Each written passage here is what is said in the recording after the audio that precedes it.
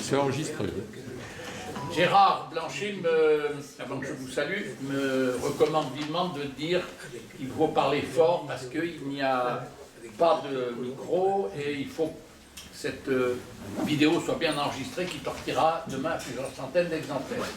Merci à vous toutes et à vous tous d'être là.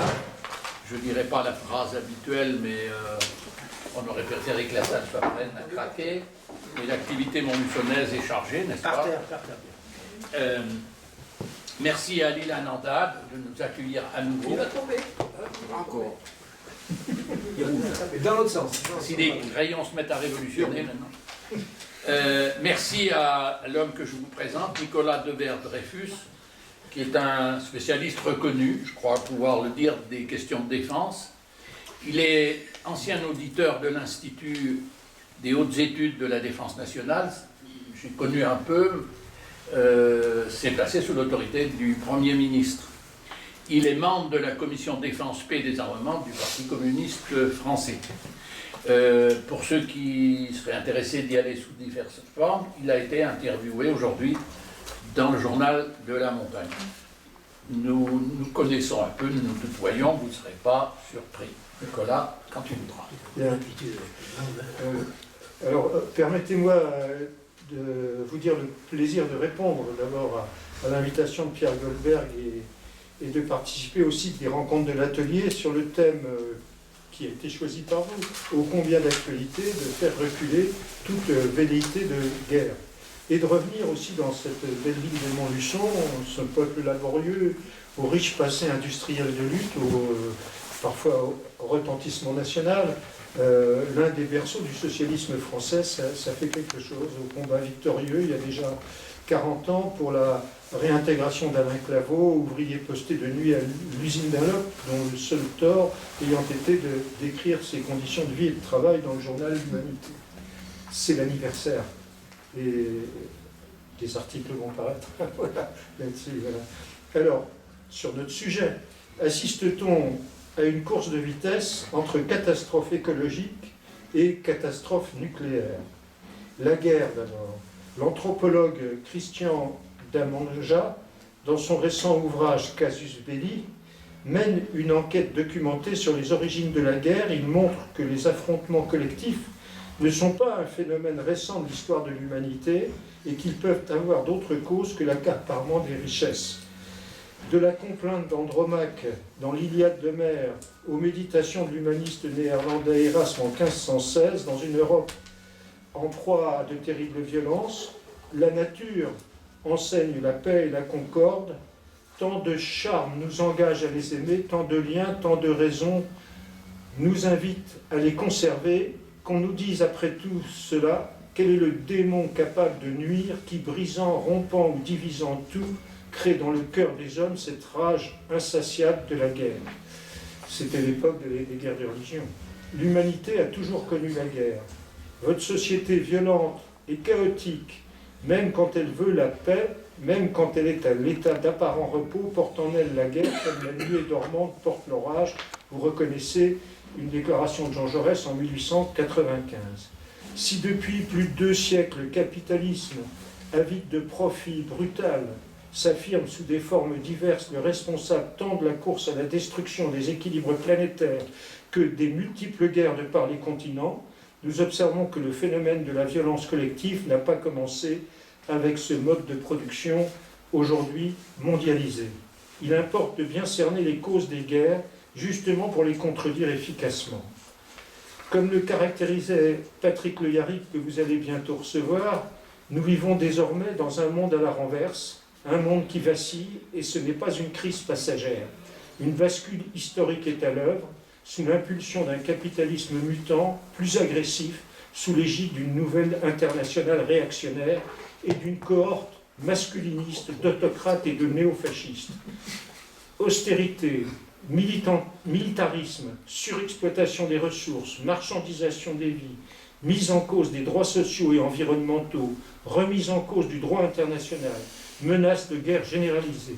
Dans sa fuite en avant, un capitalisme de prédation sans limite et la résurgence de formes impériales entraîne l'humanité vers l'apocalypse. Il est urgent de réagir, de résister, de s'unir, de brandir à nouveau le flambeau de la paix, de la coopération, de l'amitié entre les peuples, d'un nouveau mode de développement humain, social, écologique, féministe et pacifique.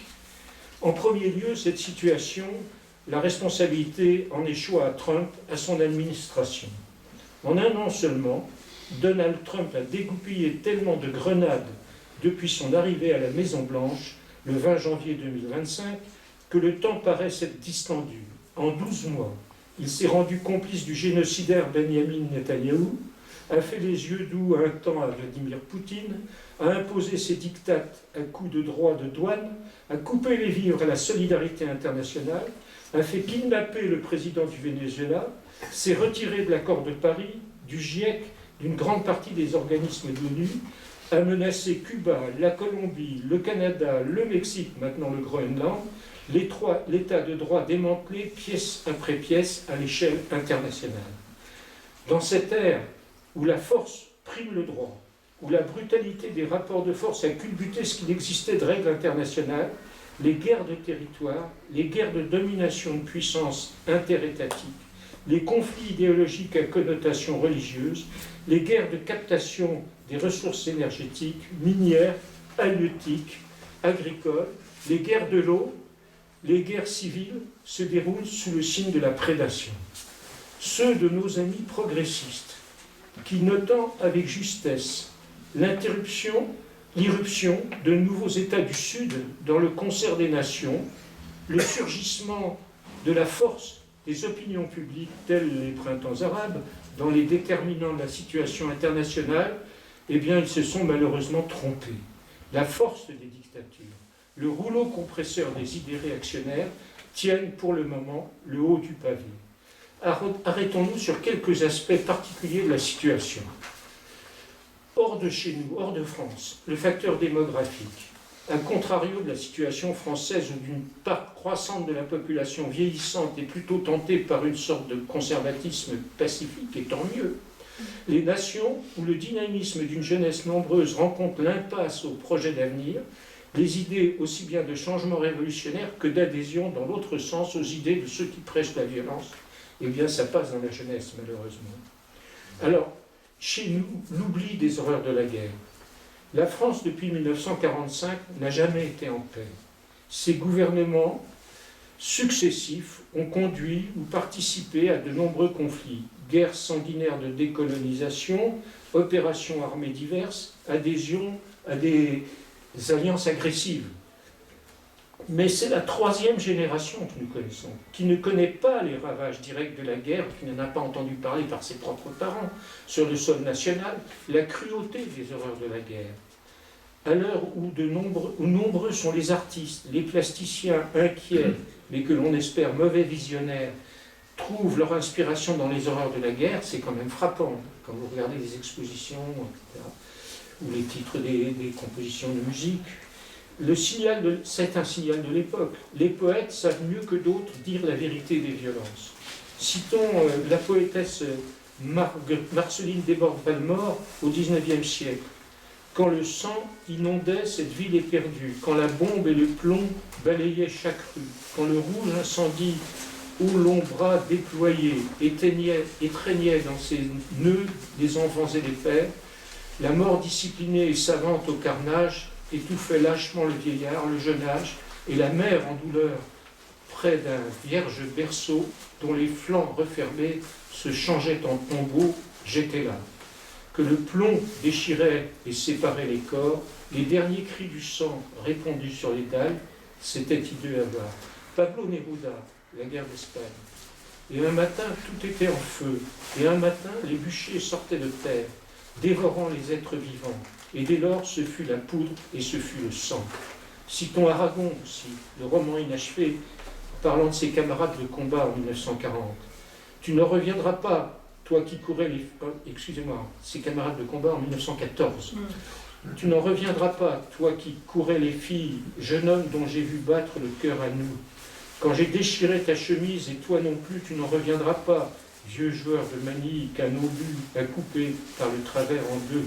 Pour une fois qu'il avait un jeu du tonnerre, Et toi, le tatoué, l'ancien légionnaire, tu survivras longtemps sans visage, sans yeux. Déjà la pierre pense où votre nom s'inscrit. Déjà vous n'êtes plus qu'un mot d'or sur nos places. Déjà le souvenir de vos amours s'efface. Déjà vous n'êtes plus que pour avoir péri. Jacques Gaucheron, le nuage blanc d'Hiroshima.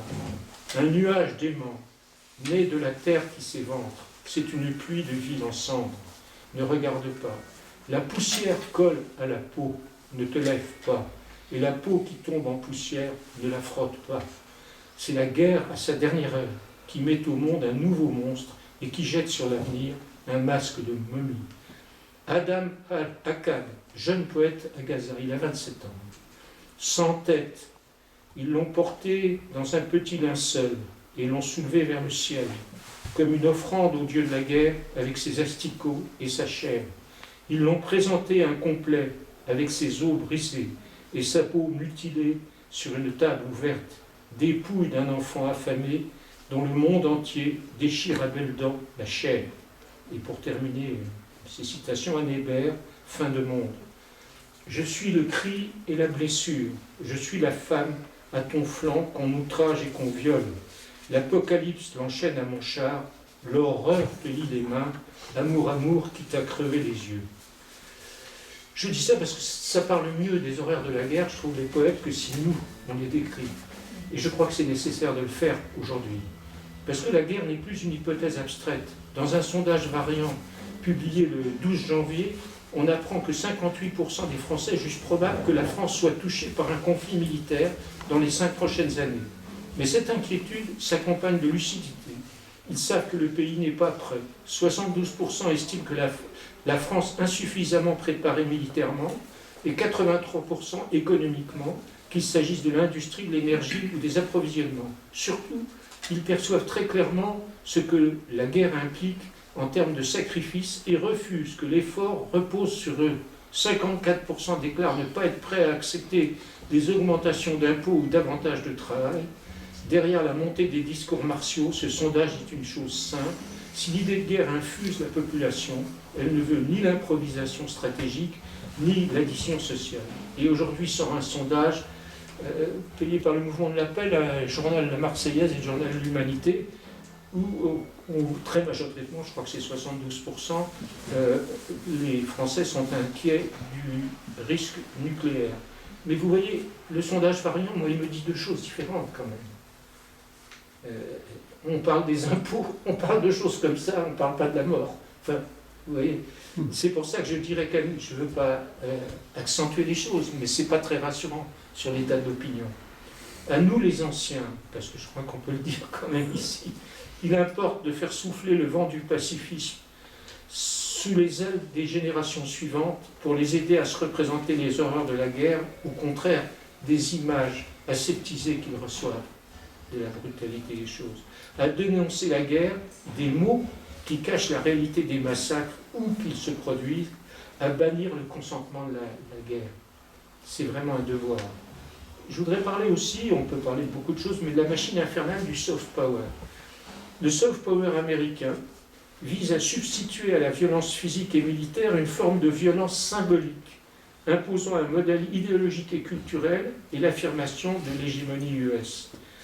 Depuis des années, il n'est qu'à les comptabiliser. Des centaines de films, de séries et désormais de jeux vidéo dont le chiffre d'affaires jeux vidéo dépasse désormais celui du cinéma, véhiculent les récits les plus primaires, justifiant des héros violents, en général blancs, souvent l'Amérique et son président, en but à toutes sortes de méchants, de terroristes, en général à la peau basanée. Voilà. Le plus paradoxal, c'est que ces fictions nauséabondes, et il suffit de reprendre les programmes de télévision de la semaine en cours, ou les séries télévisées, c'est épouvantable. C'est celles que nous ne regardons pas en général. Mais regardez, on regarde un truc sur 10, et les 9 autres, c'est ça. Et rien qu'à voir l'énoncé, on ne les regarde pas. C'est toujours ces histoires épouvantables de brutes épaisses, de Sylvester Stallone et autres. Bien. Voilà. Mais le plus paradoxal, l'ironie, c'est que ces fictions nauséabondes diffusent leurs idées et façonnent les comportements, les idéaux de mode de vie, non seulement aux USA, mais parmi les peuples des pays qui s'inscrivent en opposition avec les tentatives de domination américaine. Hier, on disait, au fin fond du Sahara, on regarde Dallas. C'était les années 80. Mais aujourd'hui, on peut dire que dans le monde entier, y compris dans les ennemis de l'Amérique, la jeunesse est façonnée, ou pas que la jeunesse, enfin, par ces séries qui exaltent la violence, la brutalité et accessoirement la domination américaine, bien sûr. C'est un cancer qu'il s'agit de dénoncer et de combattre. Voilà ce que je voulais dire. Quelques regards sur quelques rivalités étatiques. La guerre d'Ukraine et Gaza. Sans aucun doute, les origines du conflit tiennent, la guerre d'Ukraine, de l'obstination impitoyable des capitalistes occidentaux à détruire la puissance russe, à l'humilier en rapprochant toujours plus leur base offensive de ses frontières, à engendrer un nationalisme que je crains désormais, je parle du nationalisme russe, désormais, ou pour le moment, en tous les cas, hors de contrôle. C'est extrêmement inquiétant quand même. Pour autant, les velléités de l'expansionnisme russe, le déni d'une nation ukrainienne, le mensonge des mots qualifiant d'opération spéciale une guerre d'aussi grande ampleur, caractérisent aussi bien l'Ukraine que aussi le terrible massacre à Gaza. Des deux côtés du front d'Ukraine, on observe que se battent des néo-nazis intégrés aux armées régulières. C'est épouvantable, des deux côtés. Et en 2022, Edgar Morin analysait, mais ça reste valable, je trouve, au lieu de déclencher un processus désintégrateur de l'Ukraine, il parlait de l'Ukraine, l'invasion russe a suscité un processus intégrateur dans la résistance à l'envahisseur. Comme souvent dans l'histoire, l'ennemi fortifie l'identité d'une nation. Au lieu d'accentuer les divisions de l'Occident, l'invasion russe les a pour un temps effacées. Constatons que depuis, Trump bouleverse les relations avec les alliés de l'Amérique. Avec la mondialisation, nous sommes rentrés dans l'ère de l'interdépendance. Et sur les théâtres du monde, le poids respectif des grands acteurs est modifié. La Chine, bien sûr, mais aussi l'Inde et de nombreux États au Moyen-Orient, en Asie, en Amérique. Certes, de nos jours, comme l'analyse Bertrand Badi, que vous allez recevoir aussi, les relations internationales ne sont plus pensées comme l'affaire du diplomate et du soldat. Les sociétés sont entrées par étapes durablement sur la scène internationale. L'interdépendance s'est généralisée, mais surtout une communication sociale globale. Désormais, on peut dire, avec un peu d'exagération à mon avis, que tout le monde voit tout le monde. L'information, parce qu'il y a beaucoup de censure aussi, il y a des choses qu'on ne nous montre pas. Voilà. L'information circule en temps réel, ou presque, avec diverses conséquences. C'est ce qu'il nomme, Bertrand Badi, avec justesse, parce que c'est vrai que c'est un phénomène nouveau, l'énergie sociale. Après, les conclusions qu'on peut en tirer sur les rapports de force à l'échelle internationale, c'est un autre problème, je vous parlerai avec lui bientôt. Voilà, ça. Les États-Unis, de par leur volonté de conserver, voire avec Trump d'accroître leur hégémonie, constituent le facteur principal de déstabilisation du monde. Plus de 800 bases militaires enserrent la planète. Un budget faramineux de 1000 milliards de dollars en 2026 consacré aux forces armées. Je vous donne le chiffre, comparaison en France, et on râle parce qu'il est trop haut, 67 milliards. 67 milliards en 2026 en France, enfin, si ce budget est adopté, ou ça sera pour la défense, ça le sera, et 1000 milliards pour les États-Unis. Voilà. Et l'on parle de 1500 milliards aux États-Unis pour 2027. Il en parle. Est-ce qu'il le fera, ça, je ne sais pas. Ça représente près de 40% des budgets totaux de défense dans le monde, ces 1000 milliards des États-Unis, près de 3 fois celui de la Chine, principal compétiteur, si on peut dire. Un complexe militaro-industriel qui exporte à tout va, et la haute technologie, le pétrole et le gaz, les services numériques, dont les patrons de ces filières dictent, avec des nuances selon l'époque, les grandes décisions du pays. On sait peu que l'économie et les industries de défense américaines ont depuis 1913 profité des guerres. Les leurs et les autres, c'est une vieille histoire. C'est quelque chose qu'on sait peu, mais que j'ai regardé d'assez près. Ainsi, en 1914, les USA ont tiré bénéfice de leur neutralité, dans un premier temps de la guerre de 14, dans les débuts du conflit mondial. Les Américains ont été confortés dans cette neutralité par le fait qu'ils profitaient largement du conflit sans avoir à y participer dans tous les domaines, financiers, agricoles, industriels, commerciaux. Au fur et à mesure que l'espoir d'une guerre courte s'est éloigné et que les pays en guerre se sont enfoncés dans une guerre longue et totale, les pays de l'entente ont dû faire appel aux États-Unis pour s'approvisionner en énergie, matières premières, produits industriels et agroalimentaires, mais aussi pour emprunter. Les exportations américaines à destination du Royaume-Uni et de la France ont connu un essor spectaculaire. Les produits américains ont remplacé sur les marchés asiatiques les produits européens. Les États-Unis, qui étaient les débiteurs de l'Europe, en sont devenus les créanciers.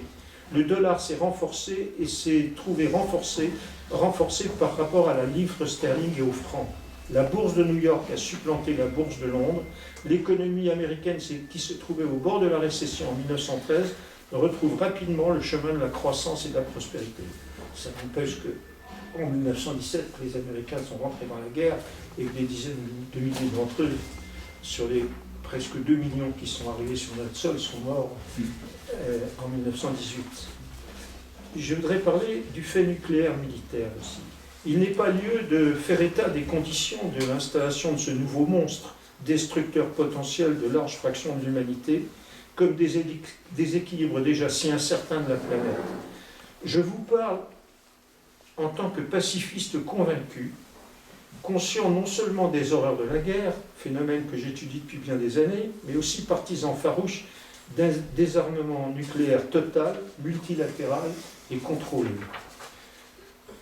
Je m'insurge contre la constante politique des gouvernements français qui, à chaque opportunité de signer tel ou tel traité de désarmement nucléaire, les boycottent ou les contredisent. C'est une responsabilité devant l'histoire qu'il faudra assumer, comme celle de contribuer en secret à telle ou telle prolifération. Si vous voulez qu'on en parle tout à l'heure, on pourra. Dans le monde tel qu'il est, en partie de la responsabilité de la France. Je sais malheureusement, par contre, contrairement à ce que certains, animés de louables intentions, professent, que la dissuasion nucléaire protège les intérêts vitaux d'un pays, même et surtout du faible au fort. Il n'est qu'à regarder comment est traité le régime dictatorial de la Corée du Nord et dans quel cadre contenu se déroulent les relations conflictuelles entre puissances nucléaires. La dissuasion nucléaire n'empêche pas tout type de guerre, on le voit tous les jours, avec la limite, la Russie comme Israël savent le faire sentir, d'atteinte à ce que ces États considèrent comme leurs intérêts vitaux. Ça aussi, on pourra parler si vous le souhaitez. Pour être crédible, la dissuasion nucléaire appelle des conditions nécessaires. L'efficacité prouvée d'une force nucléaire, d'une force stratégique nucléaire, ce qui impose la mise à niveau périodique de ces vecteurs afin de surmonter le danger d'une frappe en premier de l'adversaire ainsi que tout type de contre-mesure. En bref, sa modernisation. J'ai conscience de dire exactement le contraire de ce qu'on va vous dire là, dans quelques semaines. Voilà. Mais je le pense profondément. Parce qu'une force nucléaire qui n'est pas modernisée à l'ère des missiles hypersoniques, des instruments de détection les plus secrets, sous-marins, etc., autant la mettre au panier, enfin, ce qui serait d'ailleurs très bien, mais enfin, justement, malheureusement, il faut sans doute la conserver et se battre pour un désarmement multilatéral et contrôlé, mais pas seul. Alors, deuxième condition, la volonté politique affirmée des décideurs. C'était ce que le général de Gaulle disait à celui qui est devenu l'amiral Louzeau, qui était un catholique, et qui a commandé le premier sous-marin nucléaire, et il l'a convoqué et lui a dit « Louzeau, vous obéirez ». Point d'interrogation. Parce qu'il allait prendre le commandement du premier sous-marin nucléaire français, et c'était un catholique c'est de l'horreur, la guerre nucléaire quand même. Et donc De Gaulle lui a dit, il l'a intronisé, mais après Louzeau est devenu le chef d'état-major de la marine plus tard, mais c'était un problème moral qu'il posait là. Donc la volonté politique affirmée des décideurs, l'existence de forces conventionnelles suffisantes, qu'on espère populaires, pour gérer les crises jusqu'à l'ultime avertissement avant la destruction mutuelle par le feu nucléaire. Un pays qui n'aurait qu'une force de dissuasion nucléaire, c'est pas crédible, parce qu'il y a des tas de cas, on le voit d'ailleurs tous les jours, où les intérêts vitaux du pays ne sont pas là, et où malheureusement il y a l'intervention dans des conflits. Voilà.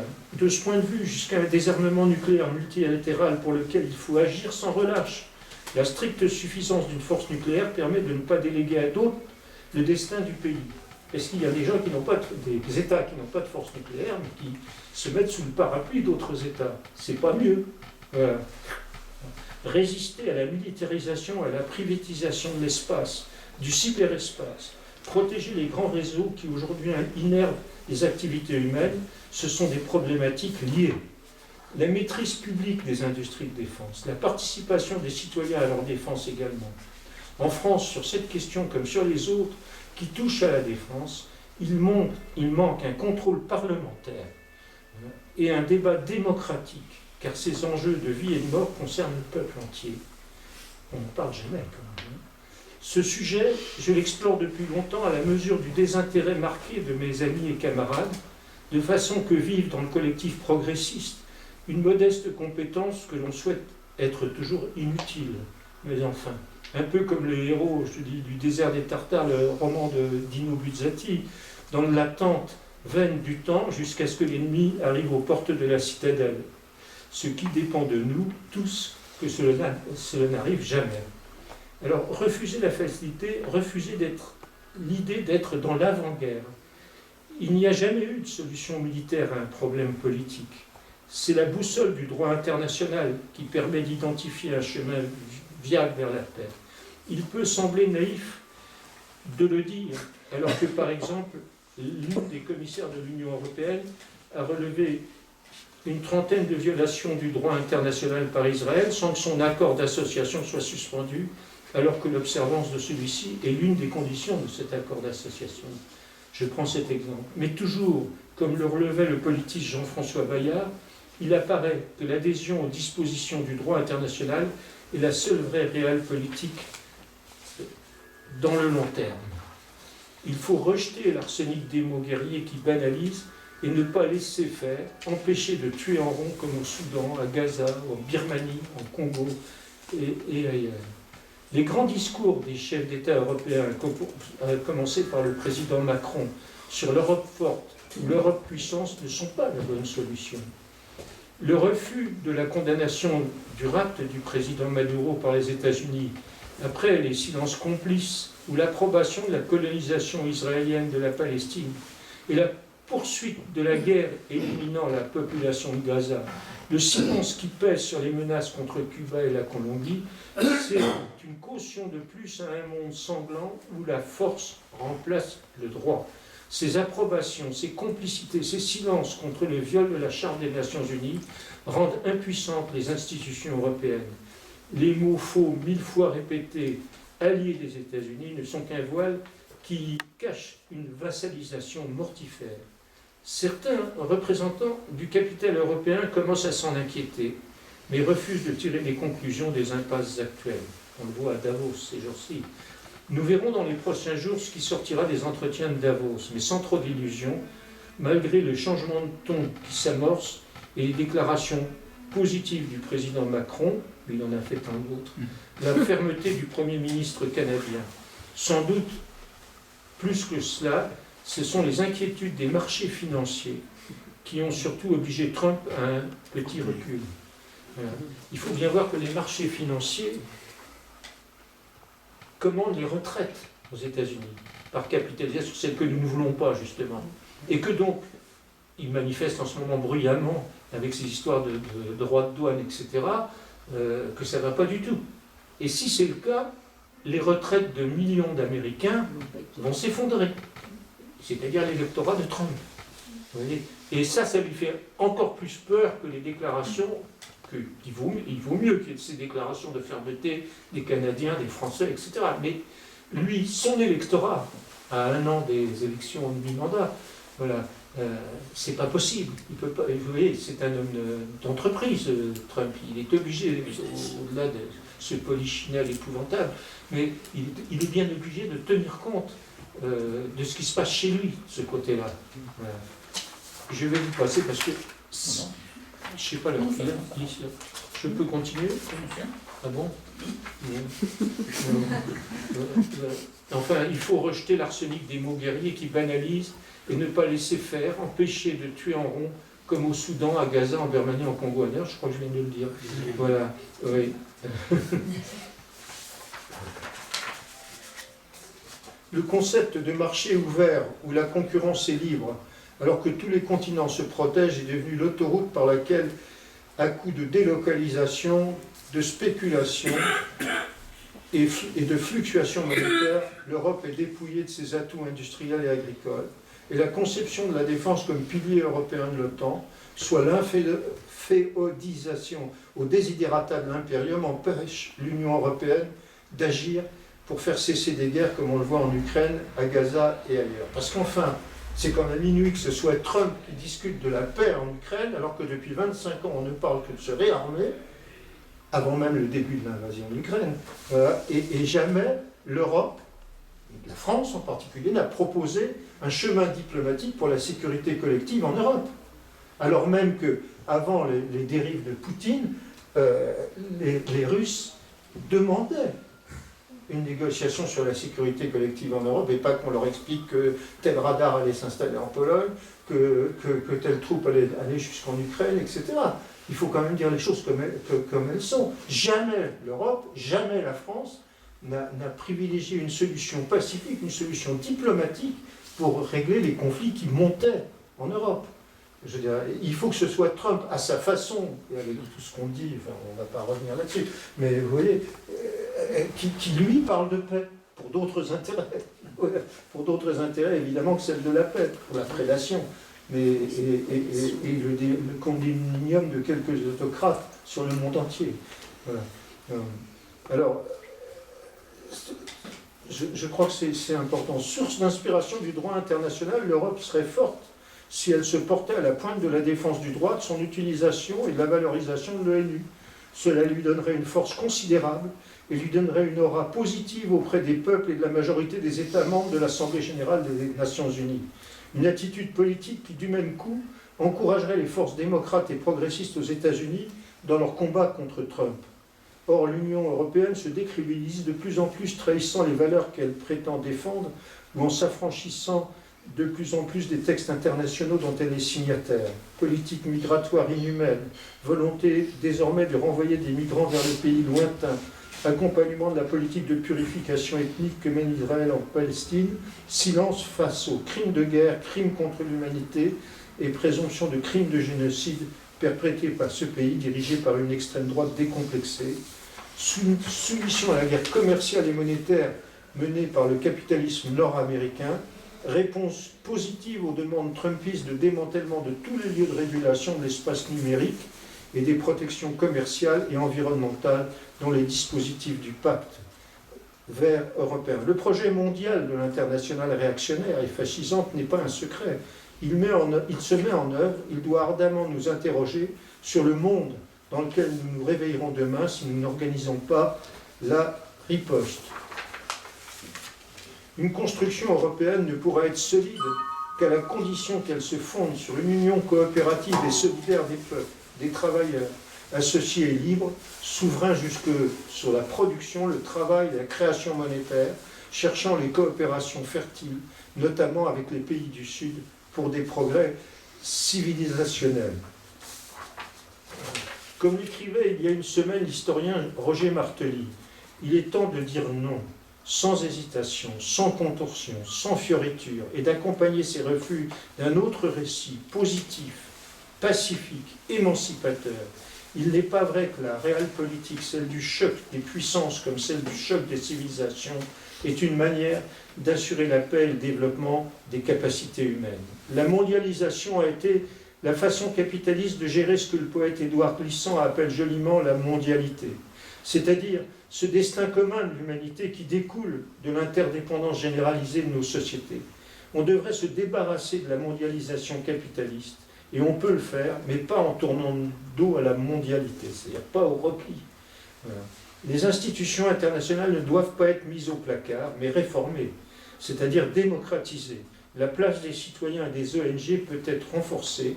Le droit international devrait devenir une norme pleinement commune, supérieure à toutes les autres, affranchie de la prédominance du droit des affaires.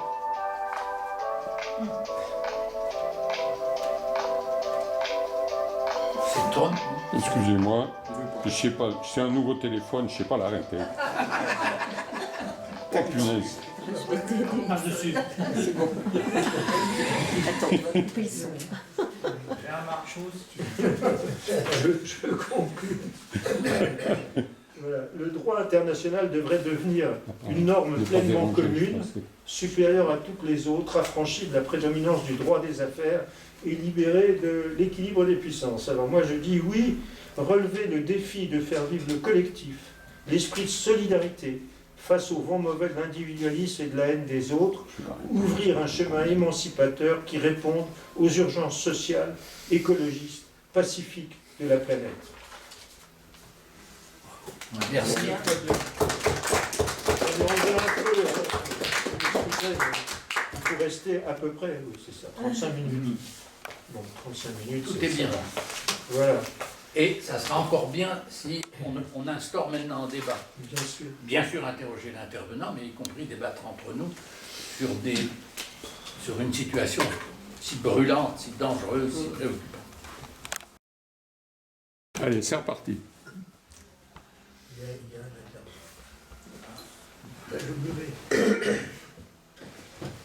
Par rapport à la jeunesse, alors par rapport à la jeunesse, cette génération, la troisième, ou je ne sais pas, plus fort, qui est après nous,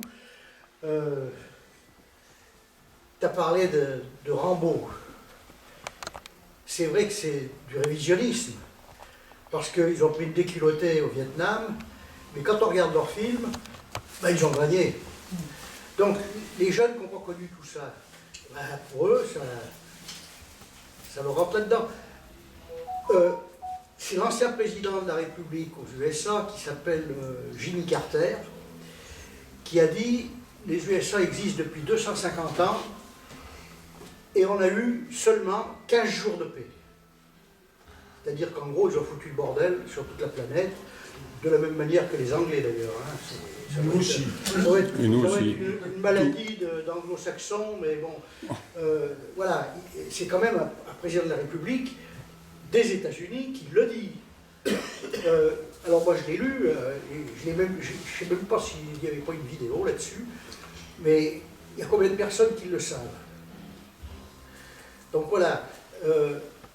Et alors moi ce qui m'inquiète, alors d'abord, bon, Macron, il a beau dire ce qu'il a dit à Davos, mais enfin, il fait honte à la France. Il faut dire les choses comme elles sont. Moi je ne me reconnais pas dans le bonhomme. Que ça soit par rapport à Gaza, ou que ça soit par rapport même à l'Ukraine, ou que ça soit par rapport au rapt de Maduro.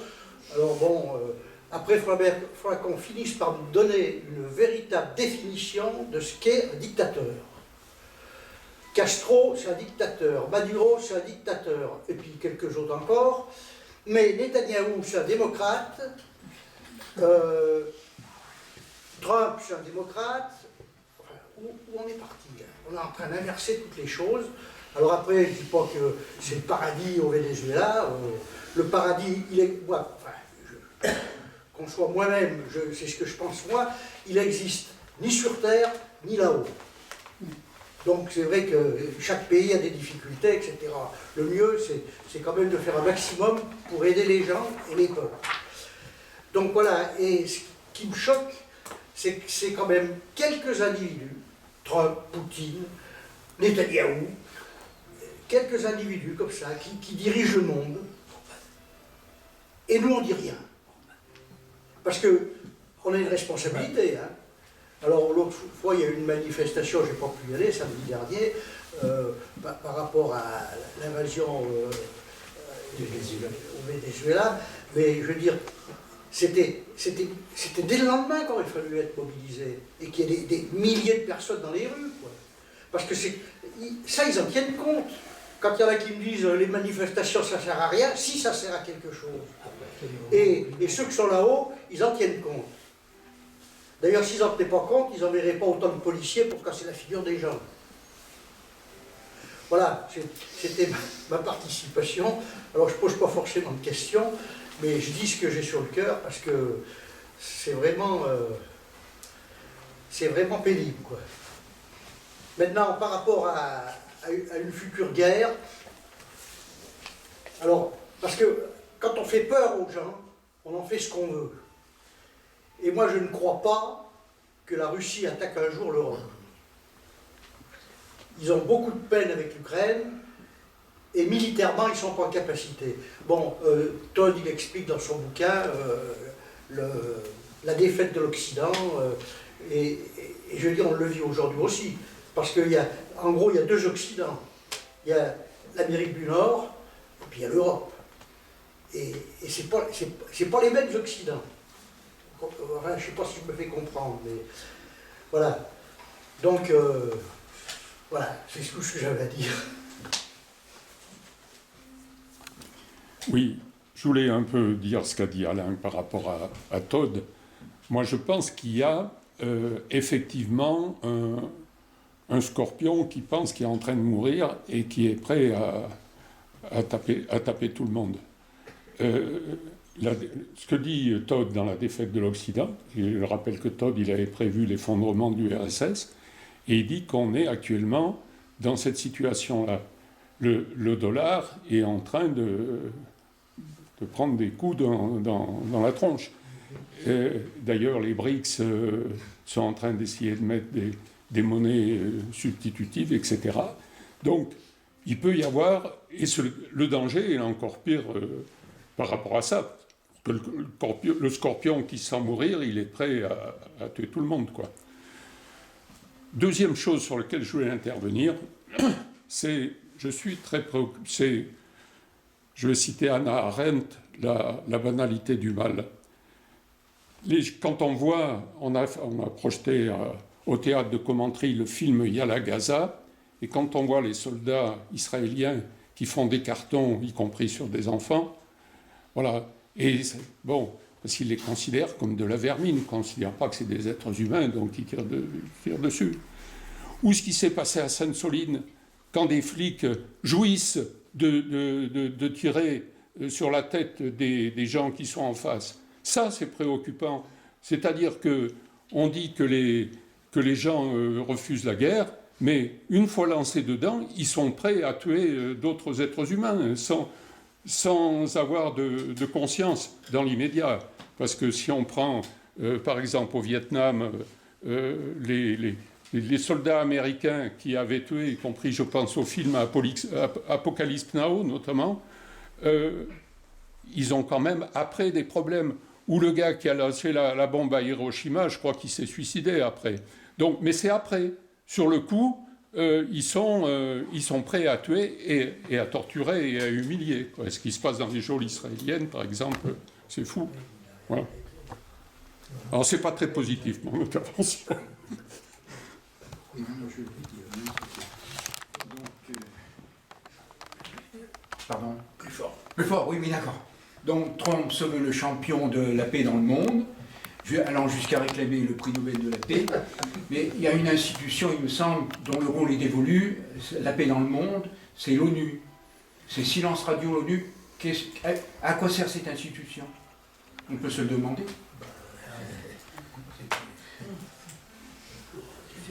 Quelqu'un a peut-être un avis. À quoi sert l'ONU aujourd'hui? Quel est son rôle? Comment elle est dirigée? Quels sont les freins? Dans quel carcan on la place? Pourquoi Trump veut créer une ONU, j'exagère à peine, parallèle, etc. Avec ses faiblesses, l'ONU gêne beaucoup les militaristes et gêne beaucoup l'instrument de prédation de Trump. La preuve, c'est qu'il essaye de la torpiller par... Le secrétaire général de l'ONU prend des positions qui sont sympathiques sur l'ensemble des conflits. Elles sont très connues. Le problème... Ils sont pas très connus, non, silence Non, radio. mais voilà, ça... Silence radio.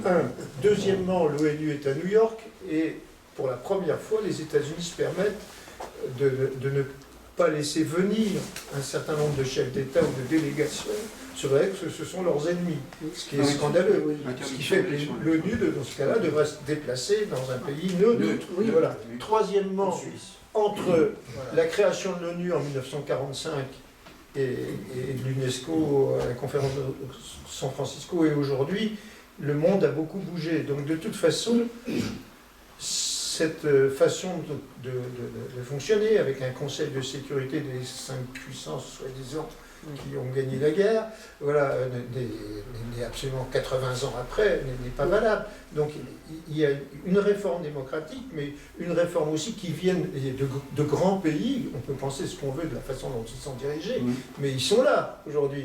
Les Indes, le Brésil, même les vaincus, je veux dire le Japon, l'Allemagne, on peut penser ce qu'on veut, mais enfin, ils ont un poids qui va continuer à s'affirmer, des continents entiers, l'Afrique du Sud, et même l'Afrique en général, enfin, j'arrête.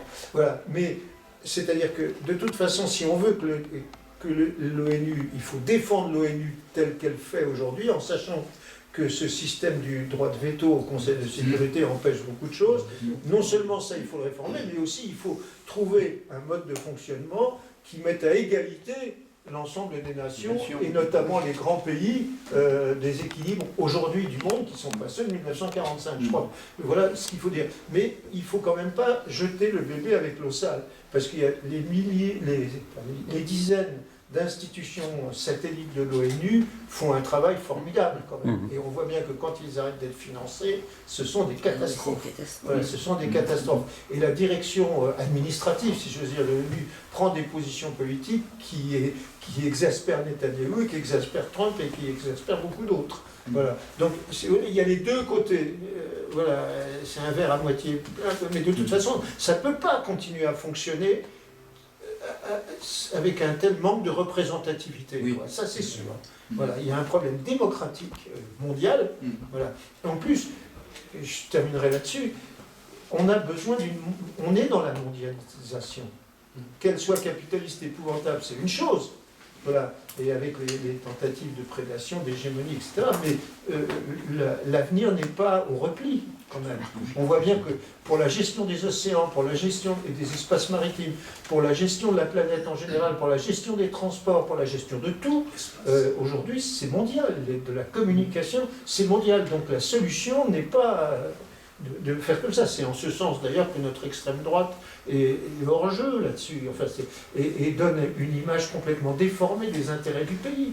Voilà, c'est pas possible, on est dans un autre monde, c'est hors sujet. Voilà, il suffit de voir, enfin, c'est complètement hors sujet. Voilà, on peut avoir une identité, c'est un enrichissement. Le monde est enrichi des identités de chacun, mais c'est le monde. Voilà. Et la plupart des questions, des grandes questions d'avenir, d'aujourd'hui et d'avenir, ne peuvent pas être prises par un seul pays, aussi grand soit-il. Il ne faut pas laisser retomber la patte. Hein. La Chine. Je n'ai pas dit pour toi. Hein. La Chine. J'ai lu un article là-dessus, et en gros ils disent, sans tirer un coup de canon, ils vont mettre des bâtons dans les roues à Trump. Donc, est-ce que c'est une fake news ou... Voilà, c'est la question que je pose. C'est pas la façon de faire des Chinois. L'économie chinoise progresse avec des tas de difficultés, mais enfin, c'est remarquable. La recherche aussi. Voilà, oui, voilà, l'économie, la recherche, tout progresse, tout progresse. En même temps, le régime politique, bon, voilà, cette espèce de capitalisme d'État, mais aussi avec des grandes sociétés privatisées, mais aussi avec un parti qui arrête, qui quand même donne un cadre de régulation, parfois très brutal. Hein, on voit bien, aujourd'hui, voilà, c'est l'État, c'est aujourd'hui. L'État chinois engueule les fabricants de bagnoles électriques parce qu'ils ont électrifié aussi les poignées des portières. C'est un petit détail. Et donc ces poignées des portières, s'il y a un accident, il n'y a plus d'électricité et donc les secours ne peuvent plus ouvrir les voitures. Enfin, on peut casser les vitres et tout, mais tout simplement, ces poignées des portières sont électrifiées. Maintenant, c'est-à-dire que la poignée, elle n'est plus mécanique comme nous. Voilà. Et donc, il dit, mais c'est pas sérieux. Voilà. L'État est présent, y compris dans des petites choses, et il gouverne d'une façon très brutale, visiblement. Voilà. Mais il gouverne. Mais la politique de la Chine, avant, il y a 20 ans, il disait laissez-nous du temps, ne répondons pas aux provocations américaines. Je vais en prendre une.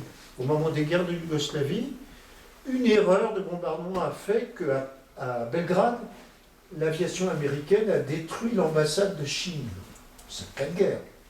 Et ils ont dit on avait des mauvais plans de la ville de Belgrade. Dans la ville de Bagdad, on peut tous les savoir, on sait très bien où est l'ambassade de Chine et celle du... Voilà. Donc c'est scandaleux. Enfin, je veux dire,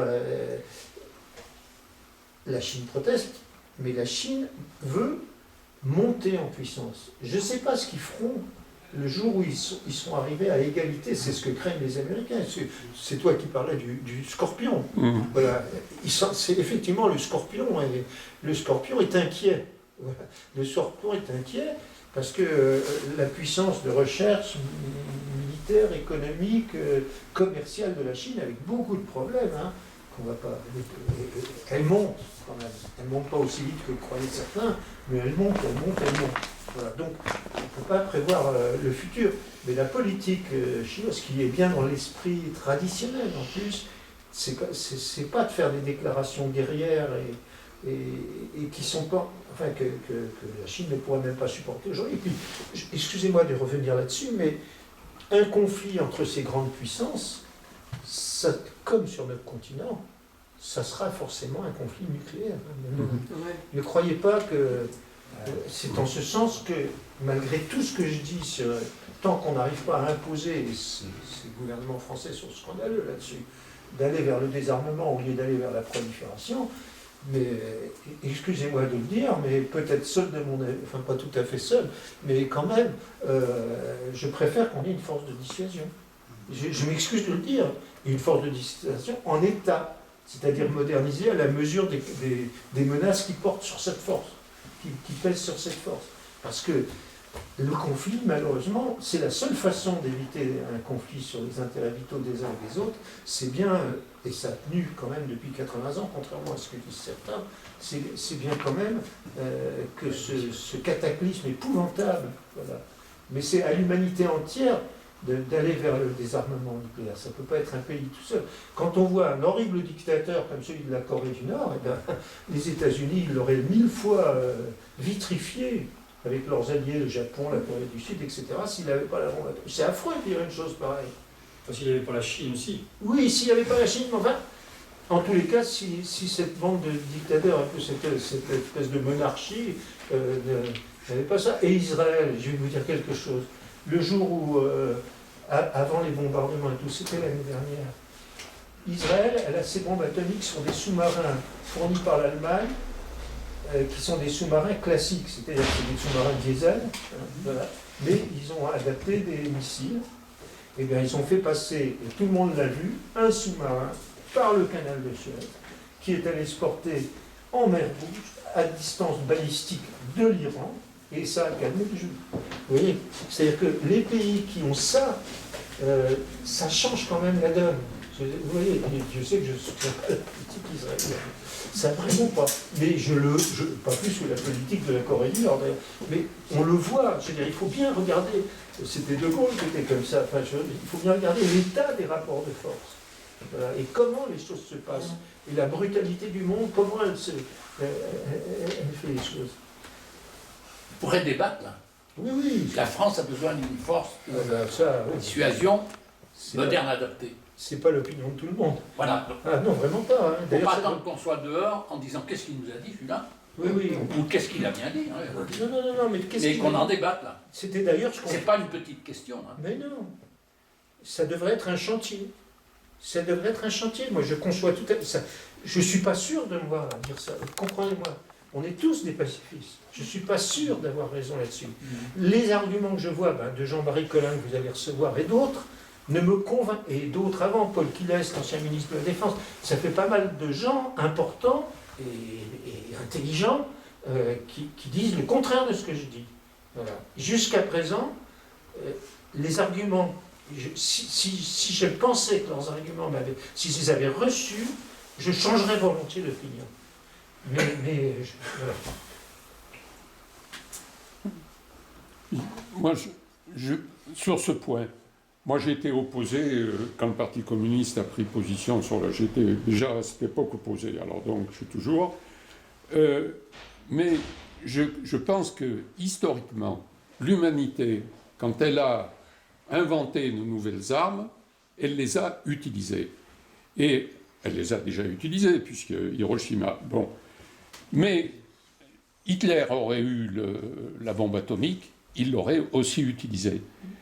Et la dissuasion, je ne crois pas que ça soit... On trouvera toujours le biais pour passer, enfin l'humanité dans ses plus mauvaises façons de procéder, trouvera toujours le moyen de passer à côté de ça pour utiliser cette nouvelle arme qui lui donne toute puissance, y compris en se planquant pour les dirigeants dans des bunkers ou dans des endroits qui ne seront pas atteints par le...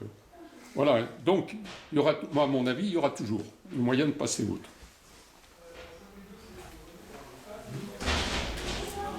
Il y a aussi la position de la France qui prétend offrir sa bombe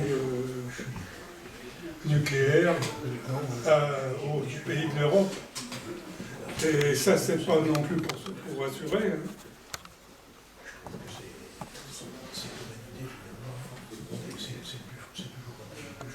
S'il vous plaît, on attend que le cheminot et le gars commentaire est fini, puis on continue. Non, pour bien, mais discutons de ce point. Enfin, je veux dire, pour résumer, finalement, c'est la règle du plus fort, quoi, alors finalement. Si on s'en tient celui qui a l'armement le plus fort, alors on peut dire la dissuasion, mais en fait c'est simplement d'avoir cette force qui permet de se faire respecter. Donc c'est la loi du plus fort. Et finalement, l'humanité, c'est la continuité, quoi. Enfin, c'est mon avis.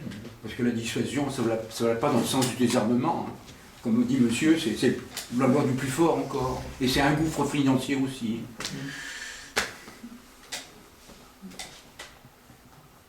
Mais avouons que c'est des questions qui nous taraudent, Qui osera appuyer sur le bouton. Je vous donne vite fait mon point de vue. Moi, une France dans le monde tel qu'il est, pas tel que nous le voulons, mais tel qu'il est, une France pas trop affaiblie, dans ce conflit-là, moi, ça ne me laisse pas totalement indifférent.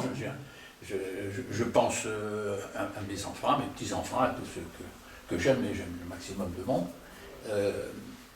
Mais ça me taraude, hein, on se connaît assez bon, ça me taraude parce que moi mon rêve c'est qu'il y ait la plus grande force dans le monde de dissuasion par la paix. Voilà. C'est ça qui me taraude, c'est-à-dire qu'il y ait les moyens citoyens, etc. Nous n'avons plus en France, j'en profite qu'un intervenant du mouvement de la paix par là, nous n'avons pratiquement plus de mouvement de la paix en France. Ça taraude. Les manifestations, il y a comme celle dont Alain faisait allusion, il y a eu une réaction, je pourrais souhaiter qu'elle soit plus rapide, mais elle a existé, mais elle était nullement préparée. Ça ne met pas en cause la bonne volonté de ceux qui ont dit on prend, on appelle, on rassemble, ça va. Mais il faut une bataille en profondeur, sur le long terme de tous les jours, pour dire, mais si on continue comme ça, parce que, en même temps que je t'interroge, hein, parce que j'aime bien ce débat, si on continue, donc la France, ce que je dis n'est pas contradictoire à ce que je viens de dire à l'instant, elle se met au niveau pour défendre son territoire, pour défendre ses humains, etc. Oui, mais les autres aussi. Ah, la France devra dire, attention, je dois me remettre à niveau.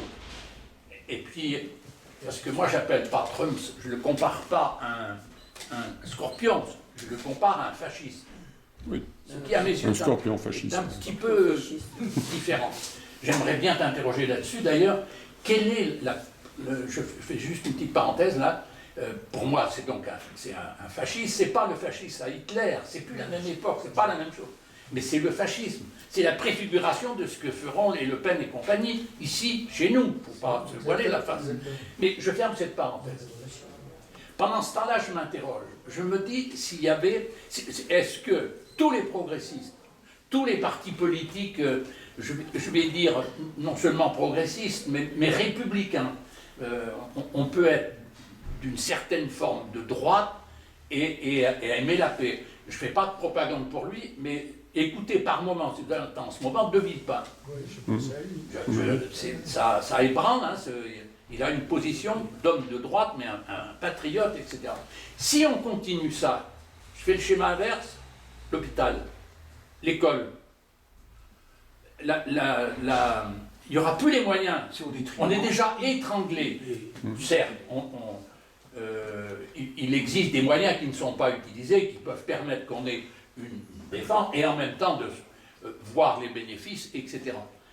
Je pense que la première, la plus grande, la plus forte des urgences, c'est d'écrire un mot partout, de le répéter partout, la paix et ajouter le désarmement. C'est ça qu'il faut faire progresser. Après, on peut avoir un débat en disant, mais on ne va pas rester, je caricature stupidement, on ne va pas rester avec un lance-pierre. D'accord. Je mettrais, peut-être, je m'interroge, il y a un ordre à mettre. Moi, je suis terrifié par, quand on pense aux enfants à Gaza et qu'on ne bouge pas plus. Quand je pense, tu l'as dit peut-être, quand on pense au Soudan, c'est presque un génocide qui se fait au Soudan, etc. Et quand on voit tout ce que Trump est en train de détruire, les fachos en train de détruire, c'est inquiétant. Je dis donc que le revers le plus fort, comme au tennis, face à cette situation, c'est de promouvoir la paix, le désarmement. C'est urgent, urgent, urgent, urgent. Mais je dis ça, c'est une position que j'exprime personnelle, mais allons-y, débattons, contredire, il n'y a pas de problème. Moi, ce que je voudrais savoir, c'est quel ennemi on a. Parce qu'aujourd'hui, on nous parle des Russes, là, soi-disant que les Russes vont nous attaquer. Mais moi, j'ai plus peur aujourd'hui des États-Unis, d'une intervention des États-Unis, que de... C'est qui notre ennemi? Non, mais je crois que vous avez tout à fait raison. Donc c'est l'escalade après. Non, attendez. La dissuasion, c'est l'escalade. Il y a deux choses. Les questions. Enfin, j'adhère entièrement à ça. Le plus important, c'est la paix. Ça. Il y a par contre des choses que je voudrais remettre. Et qui ne sont pas forcément ceux de mes amis, toujours. Hein. Donc j'ai une pensée qui est la mienne. Hein. Je parle au nom de personne, là.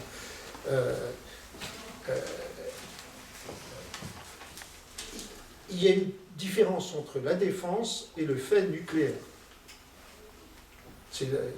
Quand même, il faut être rationnel. Les guerres sont les guerres. On est menacé de deux catastrophes. Une catastrophe nucléaire et une catastrophe, il ne faut jamais l'oublier, planétaire, écologique.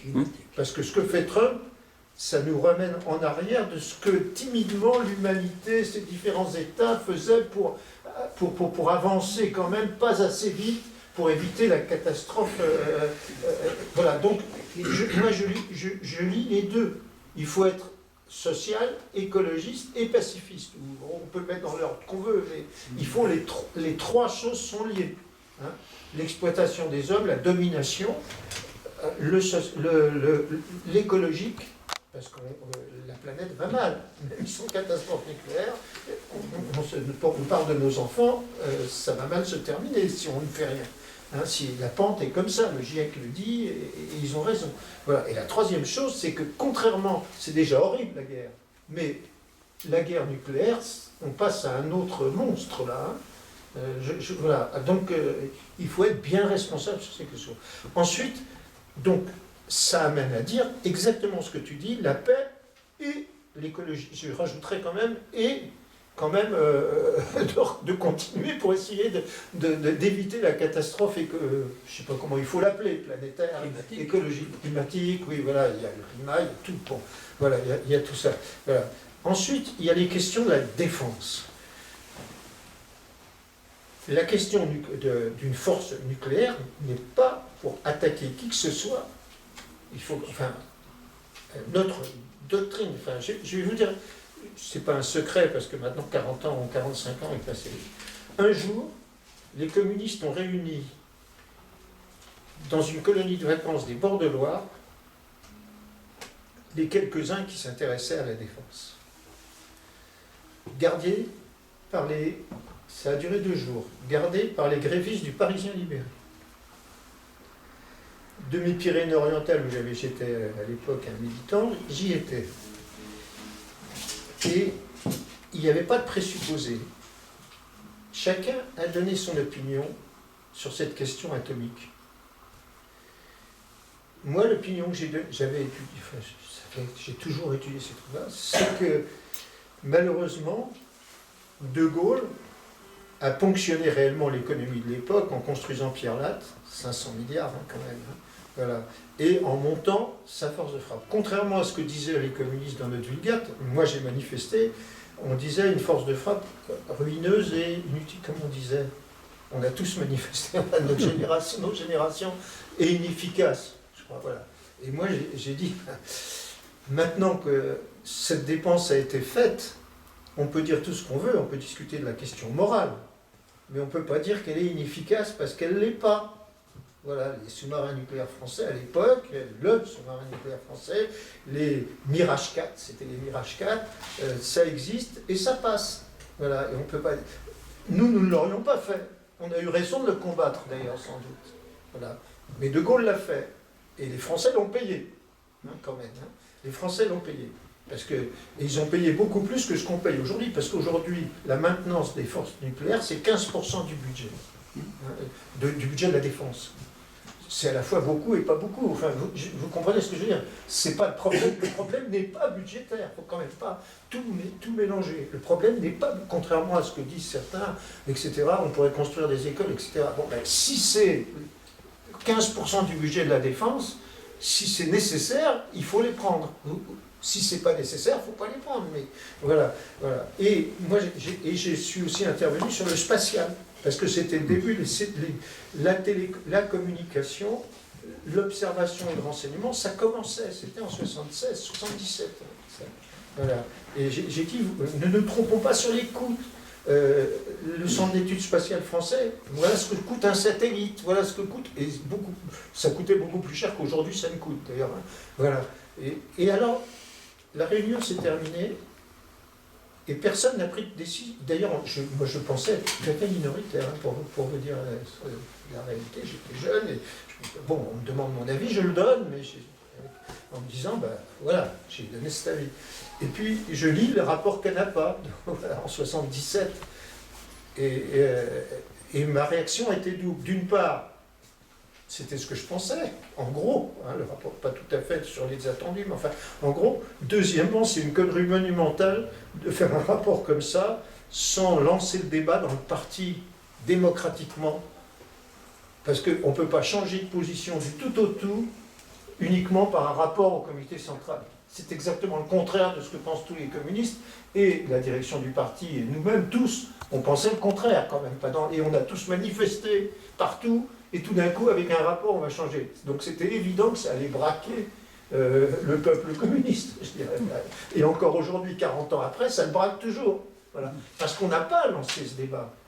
Et peut-être que j'ai tort, mais en tous les cas, si j'ai tort, il faut qu'il y ait un débat. Voilà. C'est un peu ce que tu dis, voilà. Échangeons. Voilà. Mais je vous raconte cet épisode parce que ça s'est passé exactement comme ça. Une cinquantaine, une soixantaine de gens qui s'intéressaient à la forme de camarades, et des syndicalistes aussi, se sont réunis et on ne savait pas ce qu'allait décider à la fin de cette réunion, ce qu'allait décider le centre, si j'ose dire. Et on est reparti chacun là. Voilà. Et un jour, on a découvert le rapport Canapa. J'ai eu une opinion mélangée, parce que j'ai bien vu que tous mes camarades allaient être exactement contre, puisqu'on n'avait rien fait pour expliquer pourquoi le changement, enfin, et puis pour entendre aussi des arguments contre, etc. Alors, dernier point que je voudrais dire, c'est ces questions d'argent. Je ne supporte... On a raison de dire que le budget de la défense augmente dans des proportions anormales. 68 millions, je crois, c'était quand c'est en dollars, 61 millions quand c'est en euros. Voilà, c'est anormal. Mais le problème n'est pas budgétaire. Excusez-moi, la fraude des patrons, c'est 100 milliards par an. Voilà, parce que l'hôpital, c'est un désastre. Les services publics, la santé, l'éducation, la recherche.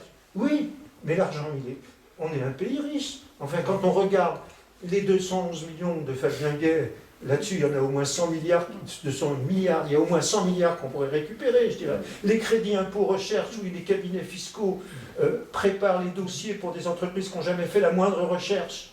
Voilà, ça existe aussi. Combien tout ça, et la fraude fiscale des grands patrons, etc., le fait qu'ils ne payent pas d'impôts sur leurs revenus, là, ça sort là, cette semaine, c'est 18 milliards. Mais ce n'est pas le plus gros, hein. La fraude fiscale, c'est 100 milliards. Voilà. Et sur les aides aux entreprises, je ne sais pas, sur les 211 milliards, combien nous, en les contrôlant, on en laisserait sans doute, pour aider des PME, des trucs comme ça, mais peut-être qu'on récupère les milliards. C'est-à-dire que le budget total de l'État, c'est 300 milliards. Parce qu'il faut avoir ces ordres de grandeur. Donc, à côté, il y a presque l'équivalent du budget de l'État qui est évalué. Et on le sait bien, les dividendes n'ont jamais explosé, les milliardaires sont beaucoup plus nombreux. Enfin, tout ça, vous le savez autant que moi. On n'est pas là pour faire du populisme, mais c'est vrai. C'est vrai. Donc la question, on est en train de discuter. Peut-être que les 61 milliards d'euros, 68 milliards en dollars, puisque c'est en dollars que mondialement que ça se compare, 61 milliards d'euros, ça devrait peut-être être que 55 milliards. Vous voyez, c'est possible. Hein. On peut en discuter. Avant de parler de l'argent, il faudrait dire quelle armée on veut, comment on la veut, etc. Et c'est un travail que les parlementaires devraient faire. Et vous voyez, mais je trouve que le problème est faux. Là. Vous voyez, on a raison de dire que, avec ces discours de Macron, mais il est complètement fou, et il dit, je vais donner 100 rafales à l'Ukraine. 100 rafales, l'armée française attend ces 30 rafales pour être au niveau qu'elle devrait être, puisqu'on a donné des rafales à la Grèce, qu'on en a donné à je ne sais plus qui, à la Roumanie, je crois, etc. Il nous manque, pour être au taquet d'une armée de l'air avec ses missions actuelles, il nous manque 30 avions. Ça coûte cher, on n'en produit que 4,5 par mois, voilà, et on en a 200 en commande à l'exportation, dont une partie, on ne devrait pas les avoir parce qu'on va les donner à des dictateurs épouvantables. Voilà, donc il dit n'importe quoi, ce type.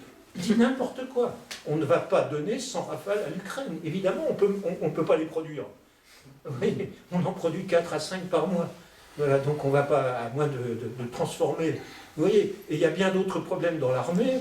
Les drones, enfin, on pourrait en parler. Voilà. L'armée a besoin d'un certain nombre d'équipements. C'est peut-être 50 milliards et pas 60. Vous voyez, je ne sais, on peut, à la limite, c'est pas le café du commerce. Ce qu'il faut, c'est dire le format. Mais la véritable question n'est pas budgétaire. Enfin, mais ça, on n'arrête pas de le dire pour la santé, pour tout ça. La question n'est pas celle des dépenses, la question est celle des recettes du budget de la France. Voilà ce que je voulais dire. Et quand ça s'applique, oui, on pourrait construire des écoles. Attendez, je veux dire, allons voir les 200 milliards qui manquent. On va en construire des écoles. C'est pas les 3 milliards de trop ou 5 milliards. Oui. Il manque 9 milliards à la recherche. Il faut avoir... Enfin, toi qui as été parlementaire, tu connais cette façon de voir les grands équilibres. Je continue de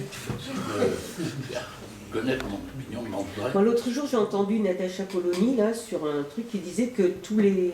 notamment sur la défense... je ne sais pas si c'était sur le Danemark ou la Suède, en tout cas sur la Suède, elle disait que tous les F-16 apparemment, les F-35, enfin bref, un machin là, enfin moi je connais pas les numéros, moi c'est des trottinettes, c'est pareil.